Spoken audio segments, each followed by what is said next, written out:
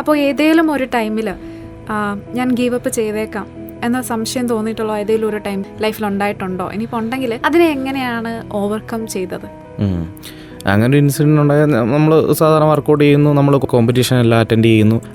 അങ്ങനെ പോകുന്ന സമയത്താണ് 2017 ഒരു ആക്സിഡൻറ്റ് ഉണ്ടാകുന്നത്. ആക്സിഡൻ്റ് സമയത്ത് എൻ്റെ കാല് ഫുള്ളായിട്ട് ഒടിഞ്ഞും സ്കിന്ന് ഒരുപാട് പോവുകയും അങ്ങനെയുള്ള ഇഷ്യൂസ്, എല്ല് പൊടിഞ്ഞു പോവുക, അങ്ങനെയുള്ള ഇഷ്യൂസ് വന്നപ്പോൾ നമ്മൾ ഡ്രോപ്പ് ചെയ്ത് എന്നേക്കുമായിട്ട് കോമ്പറ്റീഷൻ ഫീൽഡിന് പറ്റത്തില്ല. കാര്യം വെയിറ്റ് ലിഫ്റ്റ് ചെയ്യാൻ പറ്റത്തില്ല, നമുക്ക് കാർഡിയോ എക്സസൈസ് ചെയ്യാൻ പറ്റത്തില്ല കാലിൻ്റെ ഇത് കാരണം.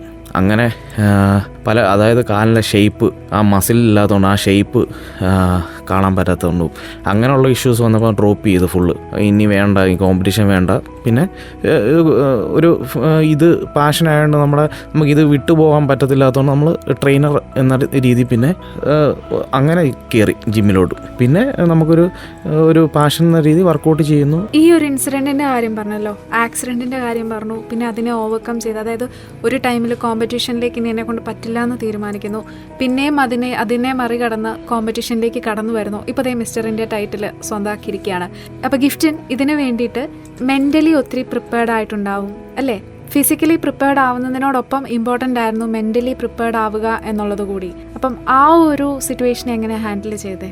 ആ സമയത്ത് സത്യത്തിൽ എന്നെ ഹെൽപ്പ് ചെയ്തത് സത്യത്തിൽ പറഞ്ഞാൽ, ഞാൻ പറഞ്ഞില്ലേ ഞാൻ 2013 തൊട്ട് ജിമ്മിൽ കയറി എന്ന് പറഞ്ഞില്ലേ, ആ സമയം തൊട്ട് 2022 വരെ എന്നെ ട്രെയിൻ ചെയ്യിച്ചെന്ന് പറഞ്ഞാൽ ഷാജി എന്ന് പറയുന്നൊരു ആശാന. ആ സമയത്ത് 2013 തൊട്ട് ആ പുള്ളിയായിട്ട് ഭയങ്കര ബ്രദർ എന്നുള്ള രീതിയിലുള്ളൊരു കണക്ഷനാണ് നമുക്ക്.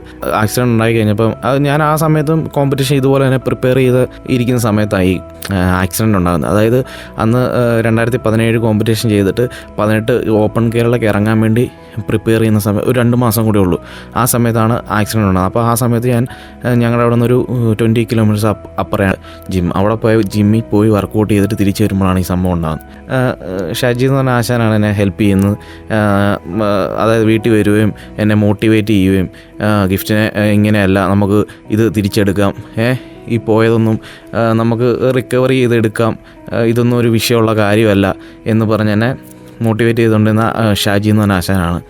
അപ്പം തിരിച്ചുവരവിൽ ശരിക്കും പറഞ്ഞാൽ ഷാജി ആശാൻ ഒരു പങ്കുണ്ടല്ലേ? അതെ, ഉറപ്പായിട്ടും.